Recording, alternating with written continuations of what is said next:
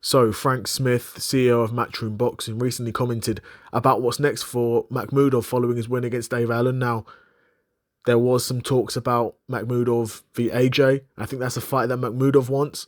But Frank Smith actually said that the Makhmudov v Tyson Fury fight is more likely than an AJ fight, which saying there's potentially plans for that fight to happen. Now, that would be such an easy fight for Tyson Fury. And it's exactly the type of fight that Tyson Fury would come back for as well, because it's a guy in Makhmudov who will be somewhat halfway decently ranked after this win. But in terms of boxing, he has absolutely no chance against Tyson Fury. Tyson Fury will box rings around this guy. And the only way he doesn't is if Tyson Fury either underestimates him or doesn't properly prepare for this fight. I mean, they're largely the same things, actually. But the same way he underestimated Francis Ngannou. Now, of course, we all know Francis Ngannou can seriously punch. And if you're not on your P's and Q's, he will stop you. He's one of the hardest punching guys, especially at that time, one of the hardest punching guys in the world. Right? Makhmudov can bang as well. You know, he wasn't really able to hurt Dave Allen, really. And he never really showed that power against Dave Allen, for being honest. But Dave Allen actually had Makhmudov on the back foot for large parts of this fight, and Makhmudov had to be disciplined with his jabs and crosses to keep Dave Allen off of him. Tyson Fury's not going to fight that type of style. Tyson Fury's going to be the one on the back foot, and he's going to let Makhmudov come forward and maybe even try and punch himself out. But if you're not on your P's and Q's and you want a guy to punch himself out, you better hope that guy doesn't start landing clean. Because if he starts landing clean on you, then you've got a big problem. Obviously. Right? Because you don't want to be against the ropes and you've got this big Russian dude wailing on you. That's not what you want. But Tyson Fury's more than a good enough boxer to not be in those situations, as long as he dedicates himself.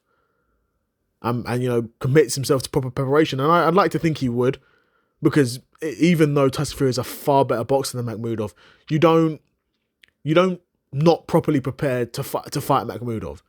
Do you know what I mean? He's not that bad. He's not that bad to a point where you couldn't just turn up and any version of Tyson Fury will beat any version of Makhmudov. A few years ago, that would have been the case. When he was having his first run, when he was fighting Klitschko, I mean, Makhmudov probably wasn't even a pro back then. If he was very, very early on in his career. I don't think he was even a pro back then. But yeah, them times, Tyson Fury could have probably beaten Makhmudov. But Tyson Fury now, who's had 2 losses to Usyk, been through those wars with Wilder, it's definitely miles on the clock. And Father Time remains unbeaten.